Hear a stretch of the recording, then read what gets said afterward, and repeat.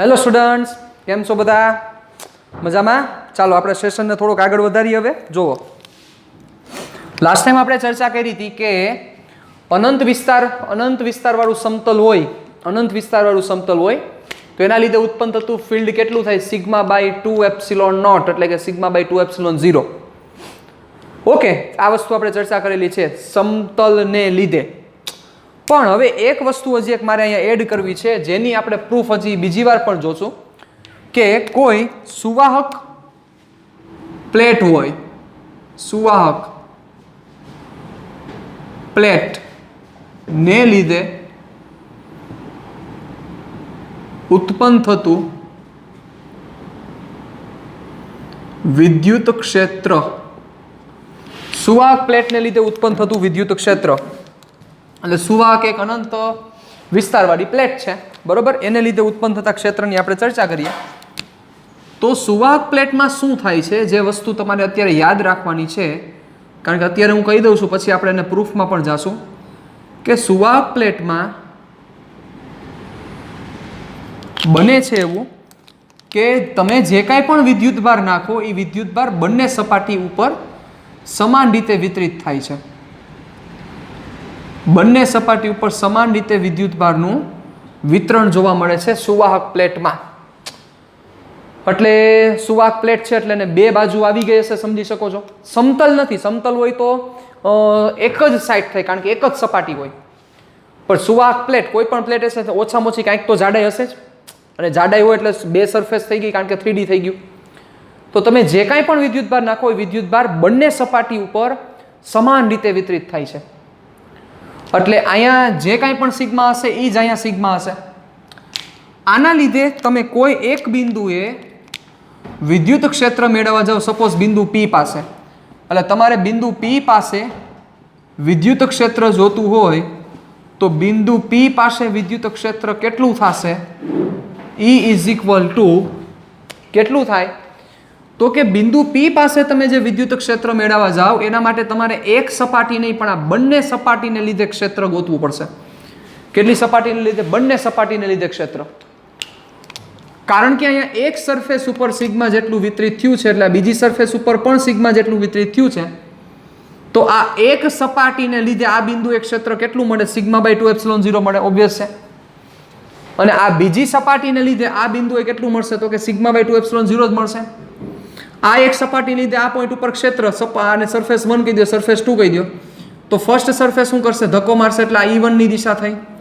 બીજી સરફેસે શું કરશે? ધક્કો જ મારશે એટલે E2 ની દિશા થઈ. એટલે E1 અને E2 બંને એક જ દિશામાં થશે, વેલ્યુ પણ બંને સેમ જ થશે.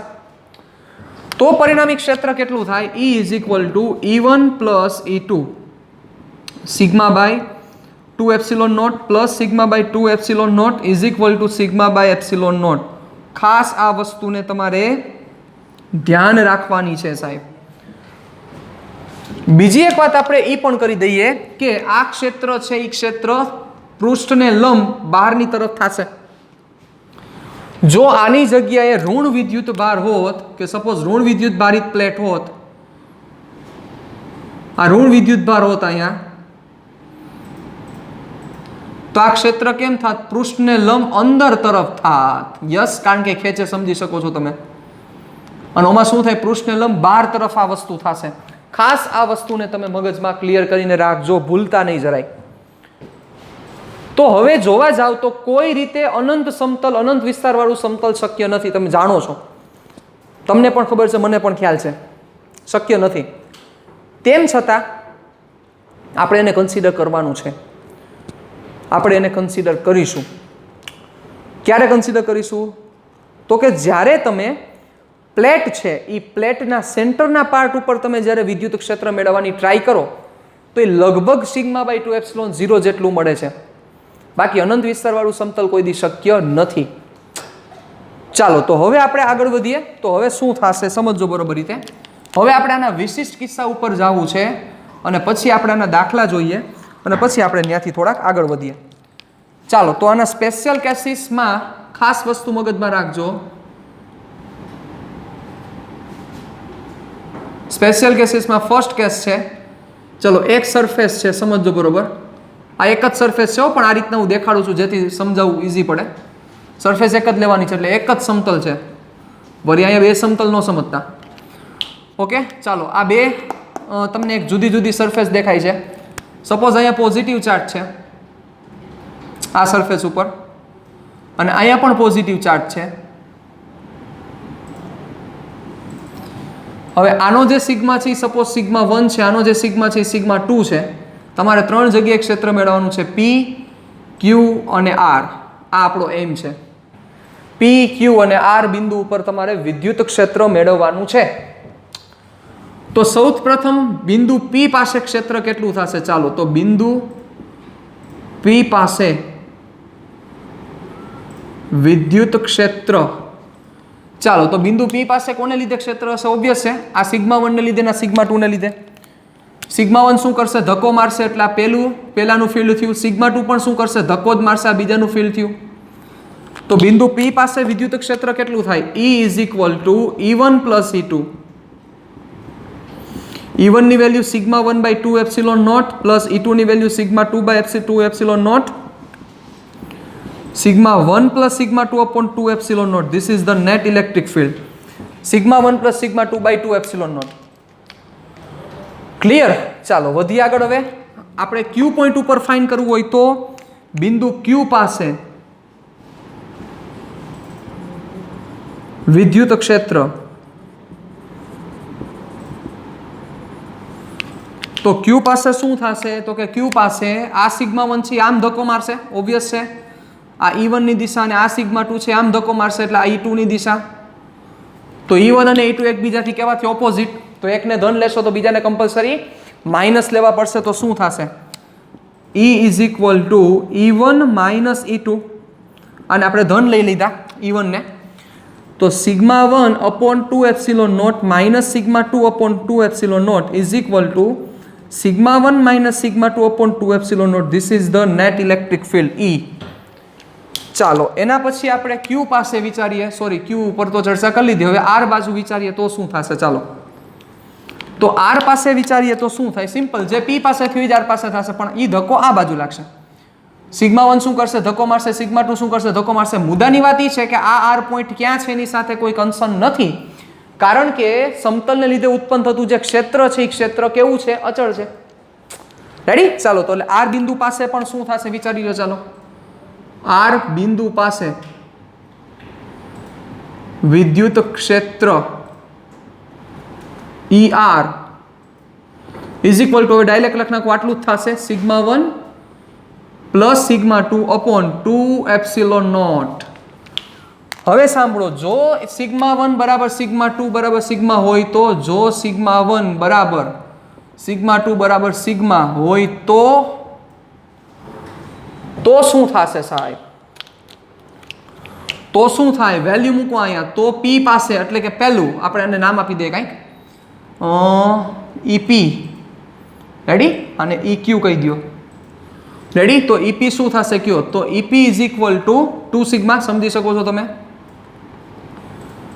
અપોન 2 એપ્સિલોન 0, એટલે સિગ્મા બાય એપ્સિલોન 0. ચાલો પછી EQ શું થશે? સિગ્મા સિગ્મા 0, સમજી શકો છો.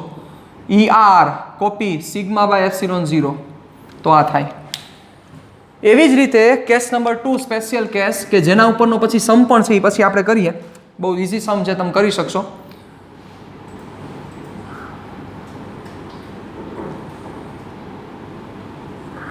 એ સમ મારે તમને હોમવર્કમાં દેવાનો છે, હું નથી કરાવવાનો. ઓકે, ચાલો જોજો. અહીંયા પ્લસ સિગ્મા 1 છે,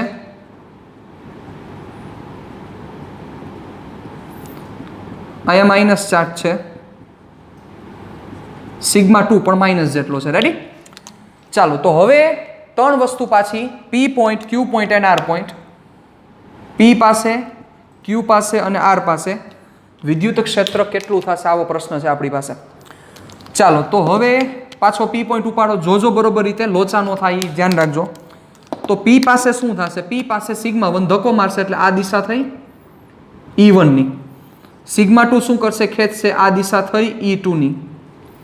રેડી? એટલે P બિંદુએ શું થશે? સિગ્મા 1 ધક્કો મારશે, સિગ્મા 2 માઇનસ C ખેંચશે, તો નેટ શું થશે વિચારો? બિંદુ P પાસે વિદ્યુત ક્ષેત્ર EP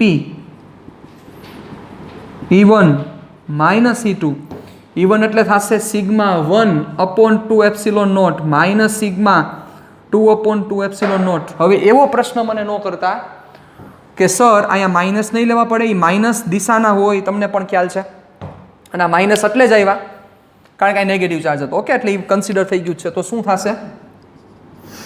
sigma 1 minus sigma 2/2 epsilon naught, this is the EP.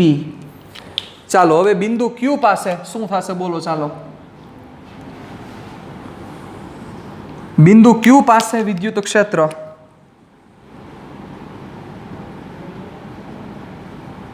બિંદુ Q પાસે વિદ્યુત ક્ષેત્ર એટલે કે EQ. શું થશે EQ? વિચારો, જો EQ સમજવા જેવું થશે. પોઝિટિવ શું કરશે? ધક્કો મારશે એટલે આ E1 ની દિશા, અને નેગેટિવ શું કરશે? ખેંચશે આ E2 ની દિશા. એટલે સિમ્પલ છે. શું થશે? E1 પ્લસ E2 એટલે ડાયરેક્ટ કરી નાખો માઇનસની જગ્યાએ પ્લસ, એટલે sigma 1 plus sigma 2/2 epsilon naught. અને ER પાસે શું થશે? ER પાસે દિશા આખી ઊંધી થઈ જશે. જોજો બરોબર રીતે. પ્લસ શું કરશે? ધક્કો મારશે એટલે આ E1 ની દિશા, અને માઇનસ શું કરશે? ખેંચશે એટલે આ E2 ની દિશા.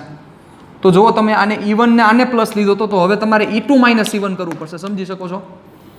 લાઈટ થઈ. આને પ્લસ લીધા છે, જો આ કેસમાં આ પ્લસ લીધા છે, તો E1 માઇનસ E2. તો અહીંયા પણ આને પ્લસ લેવા પડે ને ઓલી દિશાને. તો હવે કરવું પડશે E2 માઇનસ E1 એટલે બિંદુ R પાસે વિદ્યુત ક્ષેત્ર ER is equal two E2 minus E1 એટલે થશે sigma 2 minus sigma 1/2 epsilon 0. Simple વસ્તુ છે. હવે આ જ કેસમાં ઓલું આપણે મેન્શન કરી દઈએ. શું? જો sigma 1 is equal to sigma 2 is equal to sigma હોય તો મતલબ કે બંનેની વેલ્યુ સેમ, પણ એક ધન વિદ્યુત ભાર છે અને બીજો ઋણ વિદ્યુત ભાર છે, તો સિમ્પલ વેલ્યુ મૂકો. ચાલો શું થશે? તો થશે, જોજો બરોબર રીતે, તો અહીંયા શું થશે? આ 0 થઈ જાય. વિચારી લ્યો, કારણ કે આ બે સેમ થઈ ગયા. એટલે EP 0, EQ શું થશે? EQ yes 2 sigma upon 2 epsilon 0 that is sigma upon epsilon 0. ER શું થશે? ER ની વેલ્યુ થશે 0 થઈ જશે. સિમ્પલ છે. તો આ રીતના કરી શકાય. ડન. હવે જે હું તમને સમ કહેવા માંગુ છું, ઈ સમ હું તમારી સામે રિપ્રેઝન્ટ કરું. ટેક્સ્ટ બુકનો આપણો સ્વાધ્યાયનો જ દાખલો છે, તમારે હોમવર્કમાં કરી નાખવાનો છે. હમણાં હું વાંચીને તમને સમજાવી દઉં. પહેલાં રેડી? વાંચો. 1.24 જુઓ. બે મોટી પાતળી ધાતુની પ્લેટો એકબીજાની નજીક અને સમાંતર છે. બે મોટી પાતળી ધાતુની પ્લેટો એકબીજાની નજીક અને સમાંતર છે. તેમની અંદરની બાજુઓ પર વિરુદ્ધ ચિહ્નો ધરાવતી અને 17×10⁻22 કુલમ પર મીટર સ્ક્વેર મૂલ્યની વિદ્યુત ભારની પૃષ્ઠ ઘનતા છે. ધાતુની પ્લેટ છે અને ધાતુની પ્લેટમાં એની અંદરની બાજુઓ પર વિરુદ્ધ ચિહ્ન છે. ઓકે, અંદરની બાજુ પર વિરુદ્ધ ચિહ્ન છે એટલે એક બાજુ પોઝિટિવ છે ને સામેની બાજુ કેવો છે? નેગેટિવ છે. અંદરની સાઈડ છે સાહેબ, એટલે પ્લેટ કીધી છે એટલે બે સાઈડ થાય. એમાં તમારે અંદરની સાઈડ કન્સિડર કરવાની છે. અંદરની બાજુઓ પર વિરુદ્ધ ચિહ્નો ધરાવતી એટલે એક છે એને પોઝિટિવ કન્સિડર કરો તો બીજાને કમ્પલસરી તમારે માઇનસ લેવો પડશે. 17×10⁻22 કુલમ પર મીટર સ્ક્વેર મૂલ્યની વિદ્યુત ભારની પૃષ્ઠ ઘનતા છે. તો પેલું પ્રથમ પ્લેટની બહારના વિસ્તારમાં, બીજા પ્લેટની બહારના વિસ્તારમાં, આ પ્રથમ પ્લેટનો બહારનો વિસ્તાર કહેવાય, બીજા પ્લેટનો બહારનો વિસ્તાર કહેવાય, અને બંને પ્લેટોની વચ્ચેના વિસ્તારમાં વિદ્યુત ક્ષેત્ર શોધો. ઓકે, ચાલો. તો આ તમારી સામે રકમ રહેલી છે. અને જે અંદરની પ્લેટવાળી વાત કરી, અંદરની બાજુવાળી, એ તમને થોડીક અહીંયા હું સમજાવી દઉં. આની ડિટેલમાં ડિસ્કશન આપણા બીજા ચેપ્ટરમાં આવશે એટલે તમે ત્યારે સમજી જ જાશો. ધાતુની પ્લેટ છે એટલે તમે સમજી શકો છો. તમને એવો પ્રશ્ન થશે કે સર આમાં કેમ વિદ્યુતભાર વિતરણ સરખી રીતે ન થયું? એ નહીં થાય એનું કારણ છે કારણ કે આ બંને એકબીજા સાથે કનેક્શનમાં છે. ઓમાં જુઓ, એ જે પ્લેટ હતી એકલી પ્લેટ હતી, મતલબ કે એકલી ધાતુની પ્લેટ હોય અને એના ઉપર તમે વિદ્યુતભાર વિતરિત કરી દો તો એ વસ્તુ જ જોવા મળે, હાફ હાફ જ જાય. બરોબર? પણ એકબીજા સાથે ઇન્ટરનલ કનેક્ટેડ હોય તો આ વસ્તુ જોવા મળશે નહીં. એ ખાસ વસ્તુ મગજમાં રાખજો. તો ત્યારે ઓલું ગોખતા નહીં. પણ ઓલું તમે એવી રીતે યાદ રાખો કે માત્ર એકલી ધાતુની પ્લેટ હશે તો જે વિદ્યુતભાર નાખો એ બધો વિદ્યુતભાર સમાન રીતે બંને બાજુ વિતરિત થઈ જશે. પણ બંને બે ધાતુની પ્લેટ હોય અને એકબીજા સાથે નજીક રહેલી એટલે એકબીજા સાથે કનેક્શનમાં છે એવું કહી શકાય. ભૌતિક સંપર્ક હોવો જરૂરી નથી પણ ઓમ કનેક્શનમાં છે એવું કહી શકાય. તો ત્યારે વિદ્યુતભાર વિતરણ આ રીતે જ જોવા મળે છે. આ વસ્તુ પ્રૂવ કરશું ચેપ્ટર નંબર 2માં. ક્યાં પ્રૂવ કરશું આપણે? ચેપ્ટર નંબર 2માં. અત્યારે એમાં પડતા નથી આપણે. ઓકે, હવે આવી અરેન્જમેન્ટ છે. તમને સિગ્મા આની આ સિગ્મા દીધો છે, આ સિગ્મા દીધો છે. પ્રથમ પ્લેટની બહાર આ પહેલી પ્લેટ, આ બીજી પ્લેટ. પહેલા પ્લેટની બહાર ક્ષેત્ર કેટલું થશે, સેન્ટરમાં કેટલું થશે, નાયા કેટલું થશે. સિમ્પલ આ જ વસ્તુ થઈ ગઈ. આ પણ નહીં બચાવ, આ વસ્તુ થઈ, કારણ કે આમાં વેલ્યુ કેવી આપેલી છે? સેમ આપેલી છે. વેલ્યુ મૂકો અને આન્સર તમારે લઈ આવવાનો છે. ડન. ચાલો વધીએ આગળ. હવે આપણે ચર્ચા કરવી છે કુલમ્બના નિયમની, કુલમ્બના નિયમની નહીં પણ ગોસની જે એપ્લિકેશન આપણે ભણી રહ્યા છીએ એમાં આપણે ત્રીજી એપ્લિકેશન એટલે કે ત્રીજો ઉપયોગ, ગોસના નિયમનો ત્રીજો ઉપયોગ જેની આપણે ચર્ચા કરવી છે.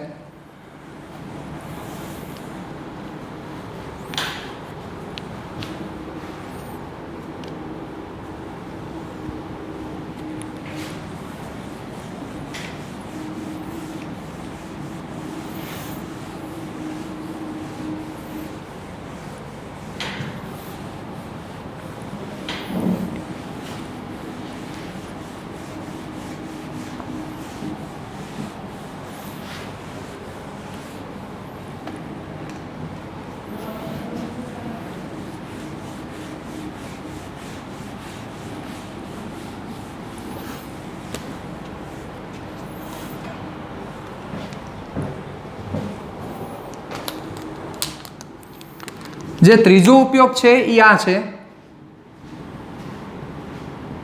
સમાન પૃષ્ઠ ઘનતા ધરાવતી ગોળીય કવચ ને લીધે ઉત્પન્ન થતું વિદ્યુત ક્ષેત્ર. અગત્યનો ટોપિક છે. સમાન પૃષ્ઠ ઘનતા સિગ્મા ધરાવતી એક ગોળીય કવચ. ગોળીય કવચ એટલે શું થશે? 3D માં હોય એટલે દોરી તો નહીં જ શકાય અહીંયા, પણ 2D માં હું રિપ્રેઝન્ટ કરી દઈશ તમને. એટલે એક ગોળો પણ ગોળીય કવચ છે એટલે અંદર જગ્યા રહેલી છે. આખે આખું ફૂલફિલ નથી, આખે આખી ગોળીય કવચ છે, આખે આખી ગોળીય કવચ. અને ઈ કવચમાં વિદ્યુતભાર ક્યાં હશે? સમજી શકો છો એની સપાટી ઉપર જ હોય, એમાં વિદ્યુતભારનું વિતરણ થયેલું છે. તો ઈ કવચને લીધે આપણે વિદ્યુત ક્ષેત્ર કેટલું ઉત્પન્ન થશે એ આપણે સમજવાનું છે સાહેબ. આ વસ્તુ ઓલરેડી આપણે ભણી ગયા છીએ. જો તમને યાદ હોય ગુરુત્વાકર્ષણમાં આપણે ઓલરેડી આ ડિસ્કશન કરી ગયા છીએ કે યાદ કરો કવચની અંદર કવચની અંદર ગુરુત્વાકર્ષી તીવ્રતાની કિંમત હંમેશા શૂન્ય હોય એવી આપણે ચર્ચા કરેલી છે સાહેબ. જરાય એમાં મૂંઝાવાનું નથી. જે વસ્તુ આપણે ભણ્યા છે એ જ વસ્તુ આ છે, કાંઈ છે નવીન નથી કાંઈ. એવું જ અહીંયા થશે. પણ અહીંયા આપણે ગાઉસના નિયમનો એટલે કે ગોસના નિયમનો ઉપયોગ કરવાનો છે. 3 જગ્યાએ ક્ષેત્ર ગોતવાનું છે, કવચની અંદર, કવચની સપાટી અને કવચની બહાર. ચાલો જોજો બરોબર રીતે.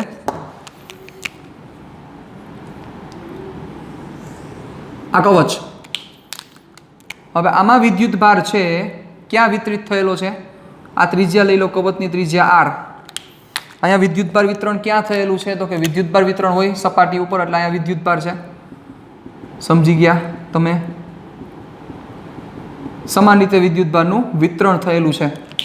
ચાલો 3 જગ્યાએ, કવચની અંદર, કવચની સપાટી પર અને કવચની બહાર. કવચની અંદર માટે શું થશે? ચાલો તો પહેલા આપણે પહેલું હેડિંગ એ ડિસ્કશન કરીએ.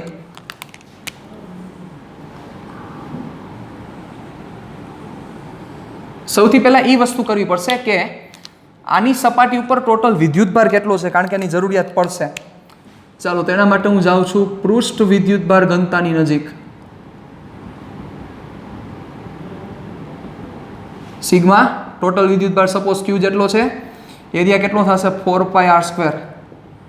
તો Q is equal two 4πr² sigma. Okay, ચાલો તો હવે એમાં આપણે કરવું છે કવચની અંદર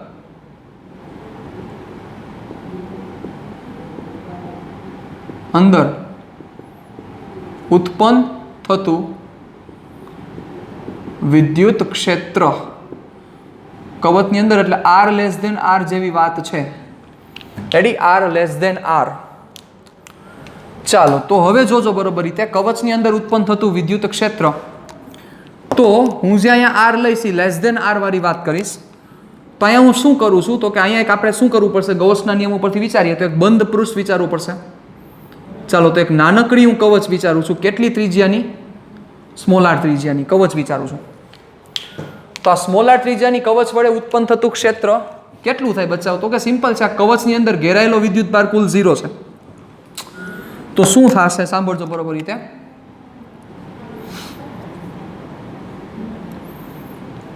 આર ત્રિજ્યાની ગોળીય કવચ વિચારો. આર ત્રિજ્યાની ગોળીય કવચ વિચારો. ચલો તો કવચ વડે ઘેરાયેલ વિદ્યુતભાર Q is equal two 0. Ready, આપણે એને કેવો કહેશું, ઓકે Q જ કહીએ, Q ઇઝ ઇક્વલ ટુ 0. તો શું થશે વિચારો જોઈએ, તો ગોસના નિયમ પરથી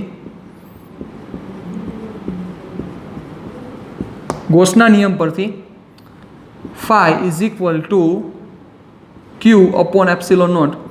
અહીંયા Q છે 0 છે એટલે સિગ્મા Q રાખો ને, sigma Q 0. Therefore integration E dot DA over close surface 0. તો તમે સમજો, આમાં સમજવા જેવી વાત એ છે, E DA cos theta is equal two 0.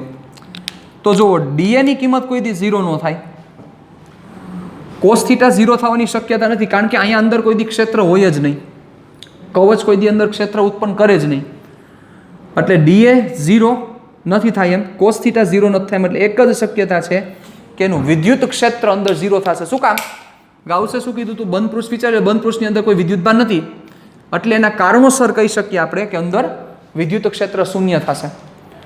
એવું હર વખતે જરૂરી નથી હોતું કે બંધ પૃષ્ઠ હોય અને અંદર નેટ વિદ્યુતભાર 0 હોય તો ક્ષેત્ર 0 જ હોય, એવું જરૂરી નથી. પણ આ જગ્યાએ ક્ષેત્ર 0 થાય છે, આની પ્રૂફ પણ છે, પણ એ પ્રૂફ આપણા કે સિલેબસમાં નથી, પણ ગોસના નિયમથી આ પ્રમાણે આખી પ્રૂફ દેવામાં આવે છે.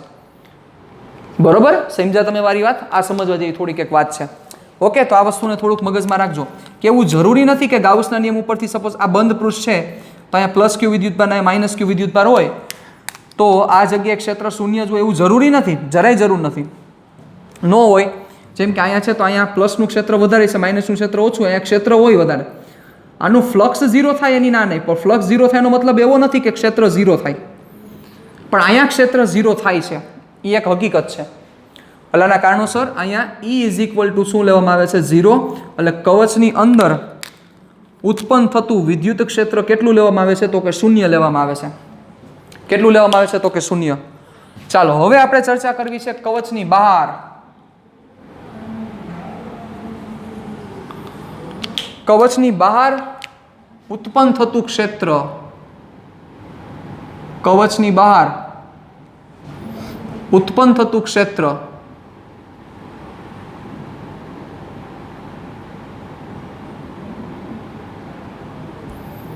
એટલે આ 0 ક્યાં સુધી થયું તમે સમજ્યા? કવચની અંદર કોઈ પણ બિંદુએ વહી જાવ, કવચની અંદર કોઈ પણ બિંદુએ, કવચની અંદરના કોઈ પણ બિંદુએ ક્ષેત્ર 0 થશે સાહેબ. કવચની સપાટી ઉપર ક્ષેત્ર 0 ન થાય, આપણે હમણાં એને પ્રૂવ કરીએ. ચલો, R dash greater than or equal to R. તો ચાલો શું કરવું પડશે, સિમ્પલ તમારે બંધ પૃષ્ઠ જ વિચારવાનું છે. તો અહીંથી R ડેશ જેટલા અંતરે કોઈ એક બિંદુ લઈ લ્યો. ચલો R ડેશ જેટલા અંતરે, તો આ બિંદુએ જેટલું ક્ષેત્ર હશે, જેટલું મૂલ્ય હશે એટલું જ R ડેશ જેટલા અંતર અહીંયા હશે, એટલું જ R ડેશ જેટલા અંતર અહીંયા, એટલું જ R ડેશ જેટલા અંતર અહીંયા. એમ R ડેશ અંતરનો આખે આખો આ તમને શું બનશે, તો કે કવચ જ બનશે આખે આખી, કારણ કે આ 3D છે, 2D નથી. રેડી? એટલે આ આખે આખું આ R છે, તો R ડેશ છે R કરતાં મોટા લીધેલા છે, તો અહીંથી R ડેશ જે ક્ષેત્ર હશે તો R ડેશ વાળું આખે આખી આ રિંગ બની જાય, સમજી ગયા? તો R ડેશનો આખે આખું શું બનશે, કવચ, કે જે કવચ પરના દરેક બિંદુએ વિદ્યુત ક્ષેત્ર કેવું રહેશે? સમાન રહેશે મૂલ્યમાં. તો હવે શું કરવું પડશે યસ? તો કે મારે આર ડેશ ત્રિજ્યાની શું વિચારવી પડશે? તો કે કવચ વિચારવી પડે. ઓકે, કોઈક જગ્યાએ મોટી કોઈક જગ્યાએ નાની દેખાય છે, પણ તમે સમજી શકો એમ છો. ચાલો, એટલે આર ડેશ ત્રિજ્યાની ગોળીય કવચ વિચારો. ચલો, હવે આ કવચની અંદર કેટલો વિદ્યુતભાર આવેલો છે? આ ગોળીય કવચની અંદર, તો આ ગોળીય કવચની અંદર બધો વિદ્યુતભાર આવેલો છે. આ કેટલો? તો કે આ ક્યુ જેટલો બધો વિદ્યુતભાર આની અંદર જ આવેલો છે. રેડી? તો શું થશે? ચાલો, કવચ વડે ઘેરાયેલ વિદ્યુતભાર થશે ક્યુ, એટલે કે total value 4πr² into sigma. આટલી વેલ્યુ થશે. સમજી ગયા તમે? ચાલો, તો હવે ગોસના નિયમ પરથી શું થાય વિચારી લ્યો.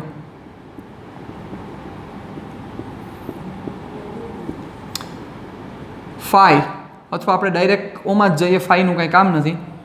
ઇન્ટિગ્રેશન ઓવર ક્લોઝ સરફેસ ઈ ડોટ ડી એ સિગ્મા ક્યુના છેદમાં એપ્સિલોન 0. ચલો, અહીંયા ઈ, આ વિદ્યુત ક્ષેત્ર કઈ બાજુ હોય સાહેબ? ઓબ્વિયસ છે, ત્રિજ્યાવર્તી બહારની તરફ. આ ઈ, અને અહીંયા ડીએ સપાટીને લંબ બહારની તરફ. આ ડીએ ની દિશા, એટલે ઈ અને ડીએ બંને કેવી દિશામાં છે? એક જ દિશામાં છે. તો ઈ અને ડીએ વચ્ચેનો ખૂણો કેટલો થશે? 0. સમજી શકો એમ છો તમે? ધેરફોર ઈ ડીએ cos 0 ડિગ્રી સિગ્મા ક્યુની જગ્યાએ ક્યુ ના છેદમાં એપ્સિલોન 0 cos 0 1 ઈ નું મૂલ્ય દરેક બિંદુએ સમાન જ રહેશે સાહેબ, કારણ કે ઈ જેટલા આર ડેશ જેટલા અંતરે જ છે સાહેબ. તો શું થશે? ઈ બારે ડીએ ક્યુ અપોન એપ્સિલોન 0 ઈ ડીએ ડીએ ડીએ ડીએ ભેગા કરો તો આખો એરિયા થઈ જાય. તો શું થશે? 4πr² is equal two Q upon epsilon 0. 4π ને જવા દો, r² ને જવા દો. તો તમારે ઈ જોઈએ છે, તો ક્યુ upon 4π/0 r². 1 upon 4π/0, that is k q upon r². This is the electric field. કોના જેવું આવ્યું ભાઈ? આ ઇલેક્ટ્રિક ફિલ્ડ આવ્યું બિંદુવત વિદ્યુતભારને લીધે ઉત્પન્ન થતું ક્ષેત્ર. યાદ કરો, E proportional to 1 upon r².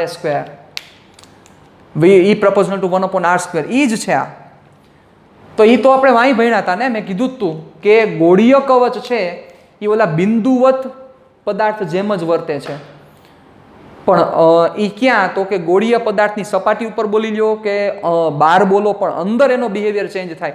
જેમ કે અંદર અહીંયા ફિલ્ડ 0 છે, એટલે કવચ તમારી સામે પડી લો, તમારે એને શું કરી શકો? તમે એને બિંદુવત વિદ્યુતભાર ગણી શકો, પણ ક્યાં સુધી ગણી શકો? કવચની સપાટી સુધી, અથવા કવચની સપાટીથી બહારની તરફ, પણ અંદર તમે ગણી શકો નહીં. ચાલો, પછી હજી એક આનું ફોર્મ્યુલા બને કે જે આપણને કામ લાગશે, એટલે હું તમને કહી દઉં. ખૂબ જ અગત્યનું ફોર્મ્યુલા બનાવી છે એક. ચાલો, ક્યુની જગ્યાએ કિંમત મૂકી દો અને કેની જગ્યાએ પાછી કિંમત મૂકી દો. ક્યુની કિંમત એ 4πr² સિગ્મા વાળી મૂકો. ચાલો, એટલે E ઇઝ ઇક્વલ ટુ કે, એટલે 1 upon 4π/0. ક્યુની જગ્યાએ 4πr², કેપિટલ R² સિગ્મા ના છેદમાં r². તો એક નવું સૂત્ર બને 4π કટ સિગ્મા r² ના છેદમાં એપ્સિલોન 0 r². રેડી? તો આ ઈ આઉટ થયું, આઉટ સાઇડ. તો ઈ આઉટ બોલો, ધેરફોર ઈ proportional two 1 upon r². Out side માટે અહીં r' તમે લખી શકો. પણ કવચની સપાટી ઉપર શું થશે? ચાલો ઈ વિચારો. તો કવચની સપાટી પર વિદ્યુત ક્ષેત્ર માટે, કવચની સપાટી પર વિદ્યુત ક્ષેત્ર માટે સિમ્પલ શું કરાય? તો કે કવચની સપાટી ઉપર હોય તો આ આર ઘટતા ઘટતા ઘટતા ઘટતા કવચની સપાટી જેટલો થઈ જાય, એટલે કેપિટલ R જેટલો થઈ જાય. તો કવચની સપાટી પર વિદ્યુત ક્ષેત્ર માટે r' is equal to r મૂકી દો અહીંયા. Therefore E is equal two કે ક્યુ અપોન r². આ ફોર્મ્યુલા થશે. કેટલું થાય KQ/R²। ચાલો હવે આવું ફોર્મ્યુલાનું બનાવીએ જે ખૂબ જ ઇમ્પોર્ટન્ટ છે અને તમારે યાદ પણ રાખવાનું થશે। ખાસ વસ્તુ મગજમાં રાખજો। તો સિમ્પલ છે, આ જગ્યાએ તમારે R કેપિટલ R મૂકવાના થશે તો બનશે આવું σR²/ε0 R²। કાંઈ નથી કર્યું કે એની જગ્યાએ કિંમત મૂકી છે અને Q ની આ કિંમત મૂકી દીધી છે 4πR² સિગ્મા। તો R² કટ એટલે રિમેનિંગ છે σ/ε0। ખાસ મગજમાં રાખજો, આ ફોર્મ્યુલા ખૂબ જ અગત્યનું પણ છે સાહેબ, કેટલીક જગ્યાએ તમને કામ લાગશે। એટલે કવચની સપાટી પર વિદ્યુત ક્ષેત્ર કેટલું થાય એ કવચની સપાટી પરના વિદ્યુત ક્ષેત્રનું સૂત્ર σ/ε0 છે। આ વસ્તુને મગજમાં રાખવાની છે। કેટલું છે σ/ε0। રેડી? ડન? ઓકે, ચાલો તો જોવા જેવી વાત એ છે કે ઇલેક્ટ્રિક ફિલ્ડ 3 જગ્યાએ તમે ગોઈતું। એક આ રહી સરફેસ, એક રહ્યું outside the surface, outside the સરફેસનું ફોર્મ્યુલા, અને ઇનસાઇડ ધ સરફેસ એટલે 0। તેનો મતલબ કે હવે E વર્સિસ R નો ગ્રાફ ડ્રો કરવામાં આવે કે જે ખૂબ જ અગત્યનો ગ્રાફ છે। તો એ ગ્રાફ કેવો રિપ્રેઝન્ટ થશે હું અહીંયા તમારી સામે રજૂ કરું છું, જોજો બરોબર રીતે। તો એ ગ્રાફ કેવો થશે? E વર્સિસ R નો ગ્રાફ, અહીંયા E લેવાના છે, અહીંયા R લેવાના છે, અહીંયા R is equal two capital R છે। તો જુઓ શું જોવા મળે છે કે સપાટીએ તો ક્ષેત્ર મેક્સિમમ છે। જુઓ એ વસ્તુ પણ સમજાવી જોયો, સપાટી અને આ અંદર તો 0 જ છે। આ બે વચ્ચે કમ્પેરિઝન કરો, કોણ મોટું છે? કરો કમ્પેરિઝન, જોતા ખબર પડે આનો છેદ સૌથી નાનો છે આની સાપેક્ષમાં, કારણ કે આ કિંમત તો મોટી જ આવવાની છે R કરતાં, એટલે છેદ વધશે એટલે કિંમત ઘટવાની જ છે। અને આનો R છે એ સૌથી નાનો છે એટલે આ ફિલ્ડ મેક્સિમમ થયું। એટલે ગોળીય કવચ કેટલું મહત્તમ ક્ષેત્ર ઉત્પન્ન કરે? KQ/R² જેટલું ક્ષેત્ર ઉત્પન્ન કરે। ખાસ વસ્તુ મગજમાં રાખજો। ચાલો તો એ વસ્તુ હવે અહીં રિપ્રેઝન્ટ કરું તો શું થાય? તો કે R સુધી તો 0 જ છે, R એ તરત મેક્સિમમ થઈ જાય છે। કેટલું થાય છે? E max KQ/R² જેટલું। અને પછી શું થતું જાય છે? સ્ક્વેરથી શું થતું જાય છે? તો કે ઘટતું જાય છે। એટલે E proportional to 1/R²। આ પ્રમાણે શું થતું જાય છે? ઘટતું જાય છે। ક્લિયર? ડન? તો આ રીતના એનું બિહેવિયર છે। હજી એક આપણે એપ્લિકેશન ભણવાની બાકી છે કે જે બાકી છે એ છે ગોળો। ગોળાને લીધે સમાન વિદ્યુત ભારિત ઘનતા ધરાવતો ગોળો, એ ગોળાને લીધે ઉત્પન્ન થતું ક્ષેત્ર, વિદ્યુત ક્ષેત્ર આપણે ભણવું છે। પણ મળીએ નેક્સ્ટ લેક્ચરમાં। ટાટા બાય બાય, સિયા, ફિર મિલેંગે ચલતે ચલતે।